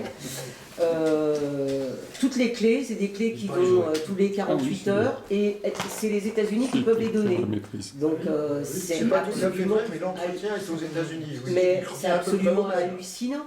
C'est Ils hallucinant. ont toute leur défense, enfin toute la défense, enfin je sais pas si la nôtre elle est dépendante comme ça, mais toute leur défense elle dépend des États-Unis, donc ils se mordent la queue là, c'est pas possible. Absolument. Non, ils pourraient décoller les avions, mais au bout d'un moment, la maintenance du 3e degré, je dirais, parce qu'il y a différents degrés de maintenance, elle se fait aux États-Unis, effectivement. Donc, et puis nous ne savons pas ce qu'il y a dans les blocs électroniques que les Américains pourraient un peu saboter, hein. Ça j'en sais rien du tout. Mais c'est vrai qu'ils sont entièrement dans la main du complexe militaro-industriel américain avec cette affaire des F-35. Ça paraît assez évident. C'est le problème de l'Europe. Ben oui. On a fait une Europe économique, enfin on nous a imposé une Europe économique. On n'est pas capable de faire une Europe politique. Je ne parle pas de faire une Europe militaire. Donc on dépend des Américains, et effectivement, ce que le documentaire de Polony, c'est que pour utiliser les F-35, que le Danemark et les Européens achètent pour essayer d'amadouer Trump, il faut qu'ils aient l'autorisation des Américains pour décoller quasiment. Donc on a un problème européen. La France toute seule, bon ok, on a l'arme nucléaire, je suis d'accord avec vous, on l'a, faut la laisser à niveau. Je pense que ça peut aider, on n'est pas au niveau du parapluie nucléaire de toute l'Europe, on n'est pas au niveau américain, mais je pense que ça doit pouvoir compter. Le problème, c'est qu'il faut qu'on ait une Europe forte par rapport au bloc aujourd'hui. Alors je ne dis pas dans 20 ans ce sera pareil, peut-être qu'il y a des échéances qui vont arriver au mois de novembre ou dans 4 ans ou en 2027 chez nous qui vont faire un petit peu la différence. Je crois que je ne suis pas très optimiste. En France, du moins, quand on voit qu'il y a 35 et 40% de gens qui vont voter RN, ça fait un peu peur. J'ai perdu le film. Enfin bon, il faut une Europe, peut-être une Europe fédéraliste, il faut une Europe qui puisse concourir avec les grands. On a 3 gros blocs, on a 2 dictateurs et un fasciste, Poutine, le chinois et puis, donc je ne me rappelle plus le nom, Xi Jinping, et puis Trump, qui vont, on revient un petit peu ceux qui ont lu celui qui a fait écrit son bouquin scientifique, donc de science-fiction, Huxley, avec 3 grands blocs qui vont se faire la guerre, et puis l'Europe étant inexistante, à part une Europe économique, enfin on est capable de se faire la guerre entre nous, entre les normes qu'il y a en Espagne, les normes qu'il y a en Pologne et les normes qu'il y a en France. Donc moi je pense qu'il faut une Europe beaucoup plus forte que ce qu'elle est aujourd'hui. Et une Europe forte est capable de répondre à Trump. Après, on verra au niveau russe, avec le problème de l'Ukraine, et quand l'Ukraine sera terminée, il y aura des problèmes qui vont arriver dans les Balkans. Je ne suis pas très optimiste non plus. Après, ce que vous avez dit sur la Chine, je pense qu'elle n'est pas bien loin d'être au niveau, et à un moment donné, elle voudra récupérer Taïwan. Et là, ça serait une autre paire de manches. Moi, je vous écoute tous là, et je me dis, mais vous êtes en train d'oublier le principal. Vous croyez que les atermoiements de Poutine, de Trump, de Xi Jinping, de qui vous voulez, vous croyez que le climat, il écoute tous ces pantins là, le climat, il fait son chemin, il se dégrade à grande vitesse, et ils n'auront pas de temps. Ils n'auront pas de temps. Vous croyez que les migrations, elles vont diminuer? C'est pas vrai, elles vont augmenter. Ça, c'est clair. Et comment on va faire? Déjà, on n'y arrive pas. Hein? Alors, et puis, quand vous voyez la population, il y a eu l'exemple de l'Allemagne. L'Allemagne, des petits volumes de naissance. Tout d'un coup, on a rendu citoyens allemands 1 500 000 migrants. Mais ils en avaient besoin. C'est pas par hasard qu'ils ont fait ça. L'industrie d'abord. Alors, mais ces migrants, ils sont venus pourquoi? Parce que chez eux, c'était plus vivable, il fallait partir. Et c'est pas n'importe lesquels qui partent, c'est toujours ceux qui ont les moyens de faire le chemin. Voilà, donc moi je comprends pas, je sais qu'effectivement, ces battre en guerre, c'est abominable, mais je crois qu'ils n'auront pas le temps, ils n'auront pas le temps. Ça ira plus vite qu'eux. Enfin, on a vu les ours blancs qui se promènent sur un bout de glace et qui sont dans l'eau et qui vont disparaître, quoi. Alors, bon, il n'y aura pas que ça. Hein. Les hommes, les citoyens, ils foutront le camp chez eux quand ils ne pourront plus y vivre et puis ils rendront le... voilà. Enfin bon. Moi, parce qu'on n'en parle pas du climat, on n'en parle pas. Et moi, je fais du jardin, je peux vous dire que cette année, on a compris. Hein. On a dégusté. Hein. Et voilà. Mais voilà, je suis un petit. Hein, On a dégusté en sécheresse ou en pluie? Ah ben les deux. Ah ben, les deux, mais oui. Moi qui fais du jardin aussi. Oui, ah ben oui, mais les deux. Les deux, à un moment donné, c'était pas possible. Moi j'avais des choux qui étaient. Mais alors. C'est pas à l'ordre du jour. Hein. Non, si, c'est à l'ordre du jour. C'est à l'ordre du jour de la planète. De la planète, oui, non mais. La soupe au chou. Tout d'un coup, ils étaient comme ça. Alors, c'est pas possible, quoi. Non, mais le climat, pour moi, c'est la première des préoccupations qu'on devrait avoir, et surtout les grands, ceux qui s'ingénient à utiliser du pétrole, et voilà, et on fait le mal à la planète, et ça va très très vite, très très vite.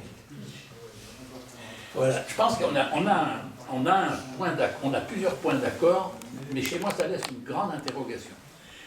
On va vers l'abîme écologique, Climatique. mais sur les problèmes de guerre, d'armement, du nucléaire, etc., quelles que soient nos nuances, de voir comment on doit se positionner, laissons-le en débat, c'est bien. Mais on va vers un abîme. On va vers un tragique abîme. Oui.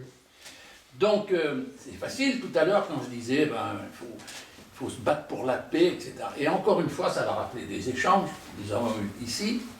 Mais comment on s'y prend pour démontrer, comment on fait pour démontrer, et là-dessus, je pense que nous serons d'accord pour dire, mais c'est, quelle que soit la conséquence financière, chez moi, elle n'importe qu'à moitié. Exactement. Quelle que soit la conséquence financière, c'est désastreux ce qu'on nous prépare. Voilà.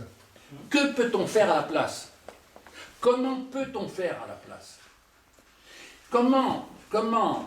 Est-ce que ce n'est pas une des manières, par la seule, de mobiliser les populations? Je ne parle pas de la population, seulement de la population française, la population mondiale, c'est un problème, dit dans l'intro.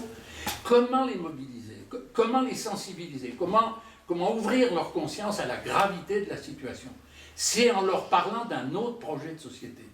C'est-à-dire qu'on peut faire autrement, qu'on peut vivre sans l'arme atomique, qu'on peut vivre sans les armes de guerre. Voyons loin dans la perspective d'un bouleversement. Que le rapport entre les humains peut être utile, ça peut être des coopérations, etc. Je ne développe, je ne vais pas plus loin. Est-ce qu'une des façons d'accrocher les consciences, je le répète, de faire bouger les gens, c'est pas de dire il y a un autre monde que celui qu'on nous donne aujourd'hui.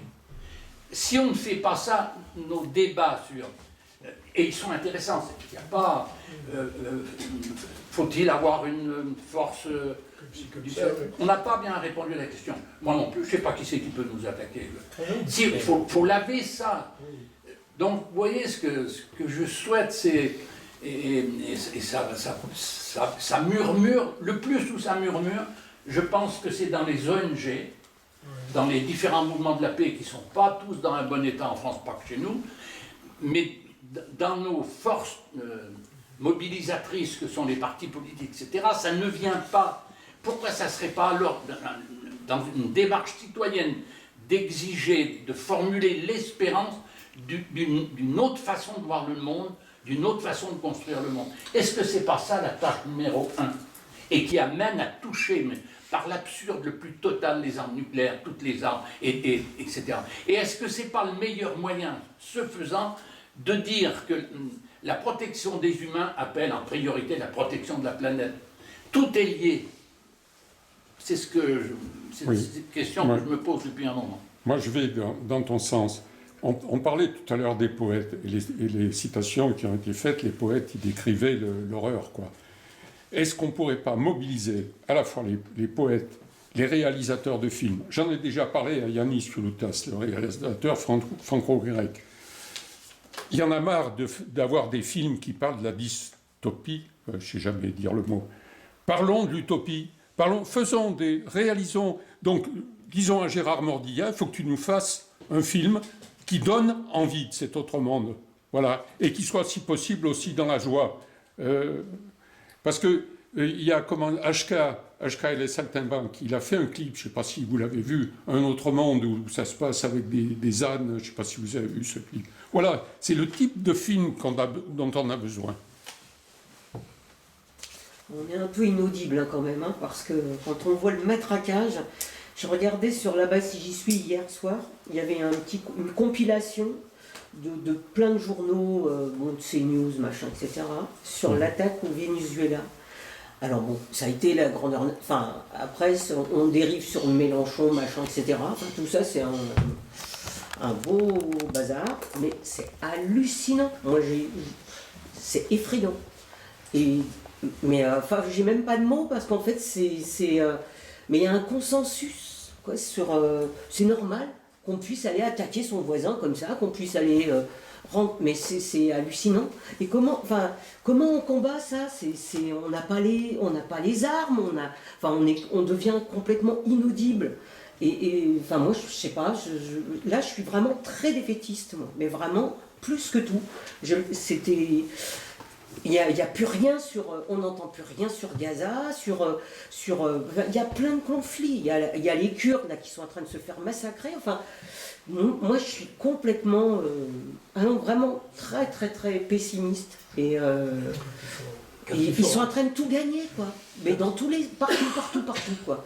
Et je pense que dans la population, il doit y avoir une chape de béton partout, j'ai l'impression. Où j'ai mes œillères et que je suis dans mon truc, mais franchement, moi, je suis... Quand il fera 50 degrés à l'ombre, il n'y aura plus de problème. Hein. Ça, c'est bien clair. Hein. Il n'y a plus personne qui voudra sortir. Hein.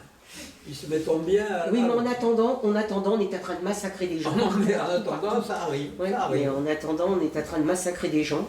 Non, mais ce qu'elle te dit, ça et ça, vaut l'idée de ce que tu dis. Oui, non, mais... Ça Et n'est- les enfants kurdes, aujourd'hui, ça tombe comme ça- un tableau. Hein. Écoute, je c'est suis pas allé au antinomique. cinéma à Hérault, j'ai vu un film qui s'appelle Les paroles de Hind. H-I-N-D. Oui, J'ai mais, pleuré tout le long du film et j'ai pleuré tout le long des veaux à mon histoire. Quelque chose d'abominable. Mais une histoire vraie, hein. C'est pas Ah une oui, histoire c'est, romancée, hein. Une histoire vraie. Allez, on Regarde continue. ça. Malheureusement, le climat de peur qu'on entretient volontairement envers un hypothétique ennemi, quel qu'il soit, ça ira pas dans le sens ni de la paix, ni de la dématérialisation, ni du désarmement. Malheureusement. Et on va dans le mur. C'est pour ça, enfin, si je peux me permettre, c'est pour ça que j'ai cité tous ces poètes qui disent mieux que je ne saurais le dire. Ben oui. Parce que j'ai l'impression quand même que pour aller dans ton... C'est bien ce que tu dis sur l'espérance, mais pour aller dans ton centre, il faut montrer que justement ce climat de banalisation de la violence, du fait qu'on ait des ennemis, il n'y a pas de réponse à cette question. On n'a pas d'ennemis. Je veux dire, on n'a pas d'ennemis. On doit protéger nos intérêts vitaux et on doit sortir des alliances agressives comme l'OTAN, etc. Et on n'aura plus d'ennemis. Après, il faut être positif et conclure des accords de sécurité collective avec nos voisins, mais hors OTAN, hors tout ça. Mais je pense quand même qu'on a un vrai problème à voir ces sondages là qui sortent, les deux, celui de Verian et celui qui sort aujourd'hui. Je pense qu'on a, et puis en discutant avec les gens, je pense qu'on a quand même un problème dans la population de faire, qui n'existait pas il y a 30 ou 40 ans, où les Françaises et Français avaient dans leur chair 4 ans d'occupation. J'essaye de prendre les choses comme elles viennent pour nous, pas pour un autre pays, etc. Et d'autres, chacun a ses problèmes. Mais il y avait des espèces de barrières. On pouvait aller faire des horreurs en Algérie. Hein. Ouais, ça, c'était loin. Hein. Mais, enfin, pas si loin. Et les gens On va en étaient aussi Vietnam. traumatisés. Les jeunes en venaient traumatisés. Mais c'est pour ça qu'il ne faut pas non plus idéaliser. Hein. Mais en tous les cas, de lancer ce pays comme le fait Macron, etc., sur l'idée que la puissance, le rapport de force, et on se prépare, comme le général Mandon, à faire nos enfants, etc., je crois que de rappeler ce que c'est qu'une occupation, des milliers d'enfants détruits, les villes en ruine, les trucs comme ça, c'est quand même une petite antidote. Hein. C'est pour ça que j'ai cité ces poètes. Enfin, j'ai essayé de faire un florilège, parce que, très rapide, mais parce que j'ai l'impression qu'il faut faire les deux, à mon avis. Il faut, et je suis vraiment d'accord, être au positif, au constructif, donner une espérance. Comme ça, on tourne en rond et on ne peut pas désespérer les gens. Et sans ça, c'est la démobilisation. Hein. Voilà. Donc je suis vraiment d'accord ça. En même temps, je pense que, comme dirait Macron, il faudrait montrer quand même que ce qu'on nous prépare, c'est affreux et que c'est une raison de plus d'aller vers l'espérance. C'est pas inéductable, c'est affreux sur le plan de la planète, c'est vrai, de la catastrophe écologique, et c'est affreux sur le plan de la guerre. Voilà, les deux sont affreux. Et que donc, il faut faire exactement le contraire et de proposer un espoir. Voilà. Malheureusement, c'est que les poètes ils sont bien souvent bâillonnés, la presse est monopolisée par une certaine... Bien sûr. On a un matraquage continuel et c'est pas facile de faire entendre la voix de la paix. Hein. C'est pas facile. Vu les médias... Voulez-vous que nous arrêtions? Vu les médias actuels. C'est vous qui décidez. Et si, hein. Mais justement, par rapport à... Pardon, excuse-moi. C'est une petite aparté sans... Non. Moi, je pensais comme ça, utopiquement, une utopie, c'est qu'il y a eu le Covid, vous voyez. voyez, qui se disent nuls. Bah, peut-être que si une entreprise comme Sanofi se penchait sur un virus de la sagesse, peut-être qu'on pourrait sauver. On pourrait sauver l'humanité. Bon, l'interrogation que j'avais, c'était enfin, c'est vrai que il y a eu quand même beaucoup de choses autour du mouvement de la paix, dans les années 70, 75 et tout. Puis après, il y a eu comme un grand blanc. Et donc, parce qu'on se sentait on se sentait probablement en sécurité et qu'il n'y avait pas cette escalade. Et aujourd'hui, moi je trouve que c'est une chose de plus qu'on n'a pas mené, quoi. Enfin, c'est pas des combats qu'on a continué à mener. Je crois que c'est pas ça. Je crois qu'il y avait, avec malheureusement, l'écroulement du bloc de l'Est, etc. Voilà. Il y a eu une période où les choses auraient pu devenir différentes. Les budgets militaires ont baissé dans le monde entier, c'est une réalité, et y compris en France. C'est tombé. Au temps du général de Gaulle, le budget militaire, c'était 5% du PIB. Il est tombé à 1, 2, 1, 5%, pour prendre l'exemple de notre pays. Mais dans tous les pays, il y a eu des accords très partiels de désarmement nucléaire, mais quand même qui ont réduit le nombre de têtes nucléaires des grandes puissances, puisqu'ils en sont à 5 6 000 têtes nucléaires, etc. Il y a des modernisations qui ne se sont pas faites. Je vais prendre l'exemple de la France. C'est le moment où est sorti le Mirage 2000. Là, j'étais dans les usines, j'ai vu la Sphénal, etc. Ben, ce Mirage 2000, il a duré, il n'était pas fait pour durer. Déjà, il préparait le Rafale. Mais le Rafale, ils l'ont mis de côté parce qu'il n'y avait pas besoin de cette espèce de course à la modernisation de l'armée de l'air perpétuelle, qui est la course aux armements, en fait. Et que donc, les avions de l'époque suffisaient à une défense de l'époque. Voilà. Et puis, parallèlement, et ça c'est vraiment la responsabilité des États-Unis, parallèlement, ils ont voulu humilier la Russie et en profiter, au lieu d'aller... Je crois que je te le disais au téléphone l'autre fois. J'ai entendu le conseiller diplomatique de Chirac de l'époque, Gourdeau-Montagne. Il est allé, envoyé par Chirac, pour discuter justement de cette question de la sécurité collective en Europe avec les Américains, en leur disant...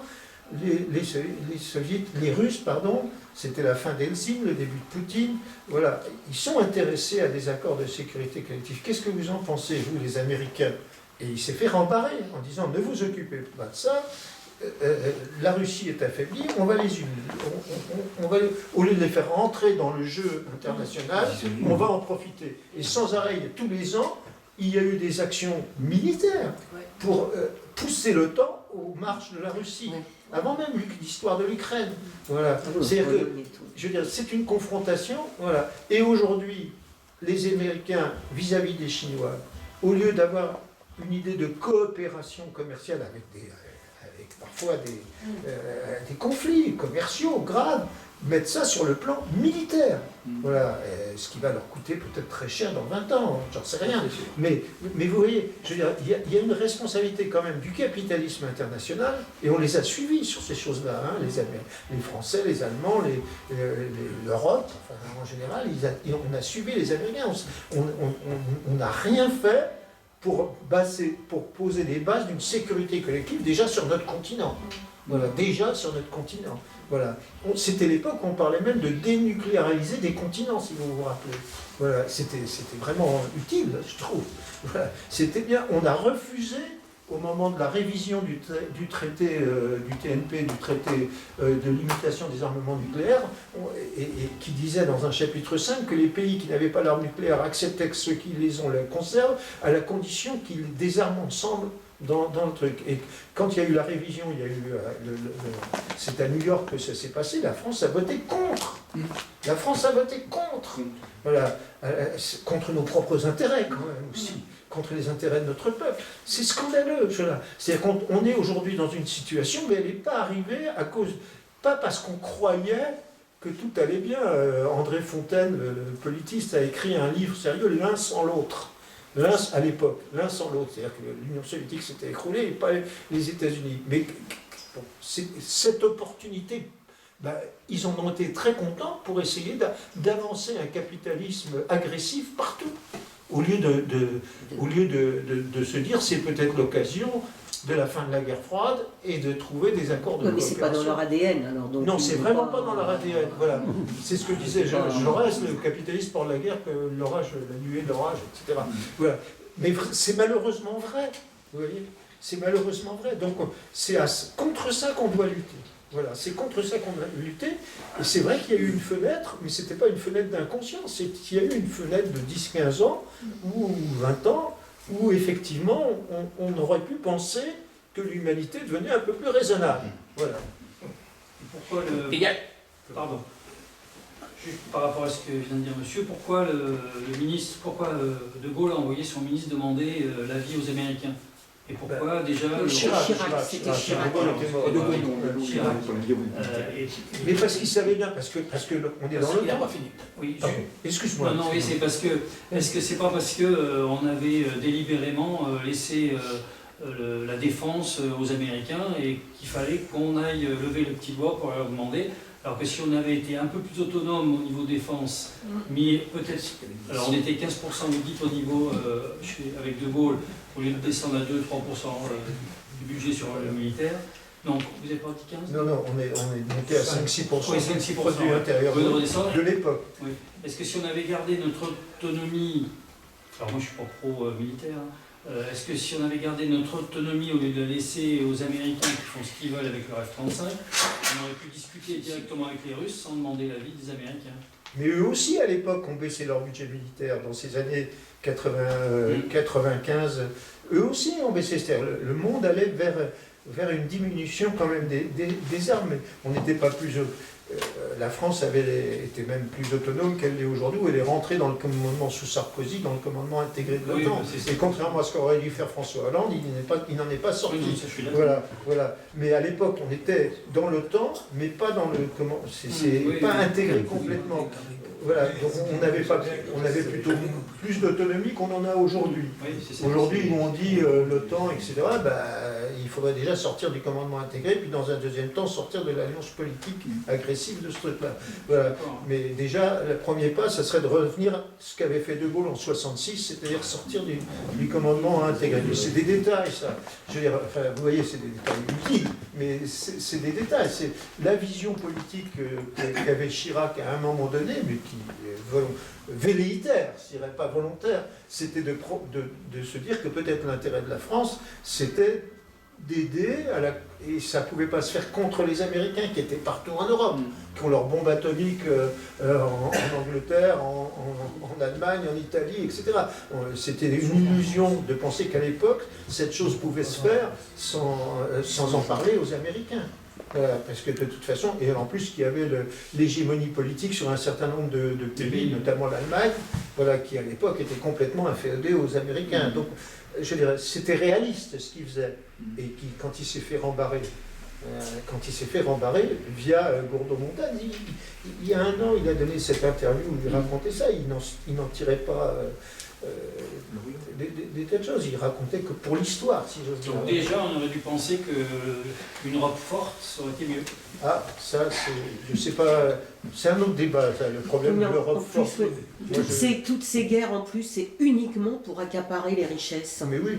Parce que ce qui se passe en Palestine, c'est essentiellement ça. Il y a l'eau sur le plateau du Golan, etc. Il y a les terres rares, enfin, etc. Mais on peut... Voilà.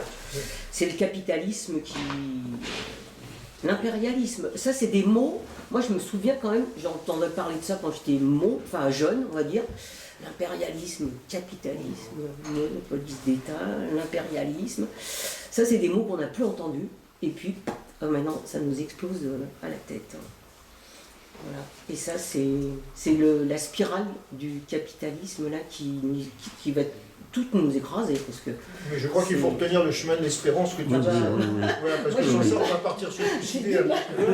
C'est pas le mot de la fin, c'est clair. Sur le dos à l'espérance, il y a quelque chose qui me taraude, mais qui n'est pas mon souci, mais quand même. Je m'horripile et je me révolte quand on dit mais il est fou ce Trump. Non, il est d'une intelligence. Il est surtout fou. J'ai remarqué, mais peut-être je me trompe. la défense de l'Ukraine fut un temps par tous les pays capitalistes, c'était de dire c'est horrible la Russie. Poutine, ça vaut rien, etc. Pouf, Trump s'amène en disant oula, oula, oula, doucement, on peut s'entendre, etc. Est-ce que le plan, quand je vois les régimes fascistes, qu'est-ce qui les emmerde le plus en ce moment? C'est pas la Russie, c'est la Chine. Avec toutes les réserves qu'on peut faire, etc. Est-ce qu'il n'est pas en train de construire, parce que pour l'instant, Poutine trouve ses intérêts à copiner un peu, mais autant on peut avoir de réserves sur la politique de la Chine, c'est l'eau et le feu, la Chine et la Russie quand même. Il est en train de créer un front, parce que je disais Trump fasciste, je dis Poutine facho, il est en train de créer un front contre la Chine. Contre la Chine, bien sûr. Ça serait la deuxième fois que les capitalistes mondiaux se débarrassent d'un camp qui les emmerde, même si ce camp est farci d'injustice, d'inégalité, etc., comme l'Union soviétique. Mais on s'en est débarrassé, et on veut se débarrasser de la Chine. Bien sûr. Donc il est en train de s'acoquiner et il massacre l'Ukraine en passant. C'est complètement con. Mais non, c'est pas con, c'est vrai.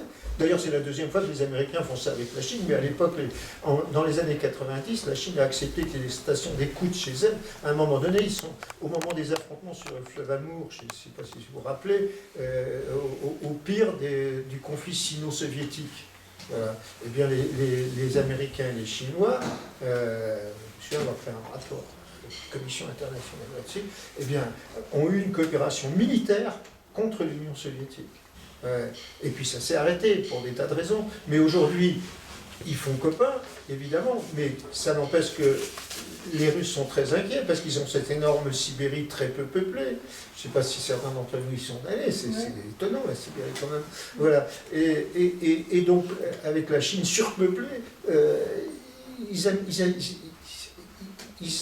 ils ont quand même cette vieille idée russe que les Chinois pourraient avoir un Far West dans leur propre pays, quoi.